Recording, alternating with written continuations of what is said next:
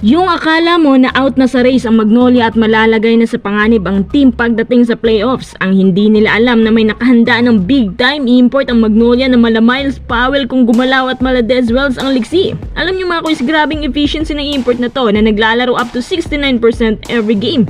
Lately, nakapagdala pa ng 52 points sa Taiwan League. Kapag ito tumapak sa 4-point line, ligwak lahat ng PBA imports dahil mataas din ang average points nito sa 3-point field. TNT, balik ang pride at yabang dahil nakuha nila ngayon ng first seed sa Group A at umiinit na rin ang kanilang contention para sa pagkuha ng another PBA title.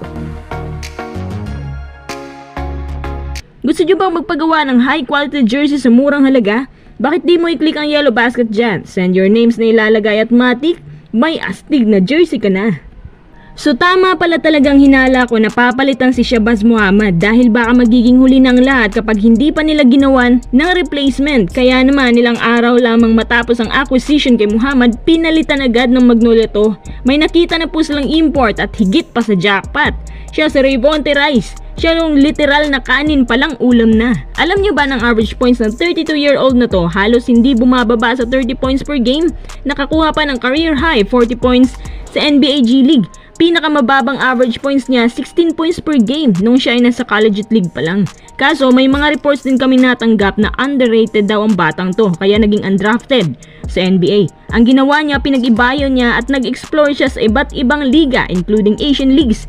Lately, itong si Rice nakakuha ng 52 points sa Taiwan League. At sa 52 points na yan, 9 triples ang naitala niya. At ibang klase din ang estilo ni Rice kasi hindi siya yung typical na athletic pero napaka-shooter. Ito yung tipo ng Magnolia TNT, yung napaka-shooter. Once na umandar na kayang pulso, unstoppable na yan hanggang dulo. Yung playing style din niya at kung paano gumalaw gaya ng step back jumpers, hook shots, yung ball handling, parehas talaga kay Powell at Wells. Ang disadvantage lang sa kanya, hindi siya masyadong role player. Kumbaga hindi siya chemistry type. Medyo madaling mawala ng gana. Napansin ko yan kapag hindi siya nakakapukol na mamasa. Hindi naman siguro big issue yan. And again, pure shooter po kasi ang pinili ng Magnolia. Ang Magnolia, may sariling system yan na kahit no imports pa, walang problema. Gaya ng ginawa nila laban sa Northport.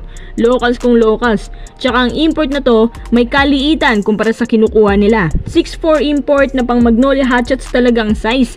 Actually, maganda nga yan kasi kung speed ang pag-uusapan, pang fast pace din ang datingan nito si Rice. Ano masasabi nyo sa bagong import ng Magnolia?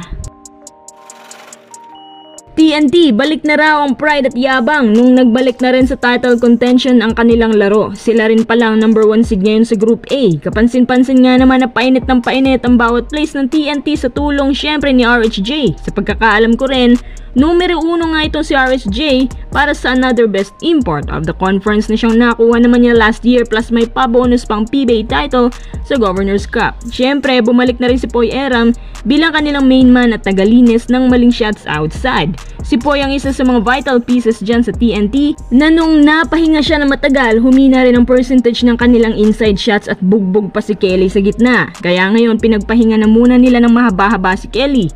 Sa pagbalik ng dating players nila, bumalik na rin ang pride at dating TNT na nakilala natin bilang oldest team sa PBA. Kaso, niyari lang sila laban sa Terra Firma dahil nilamon sila ng buong buo ni Stanley Pringle. Last game, ang nakalaban nila napaka-short-handed na no import na Northport at inaasahan na agad ng NP na laglag talaga sila dahil sa ACL ni Venky Joyce. Siyempre, isang malaking mismatch nga naman yan mga koys.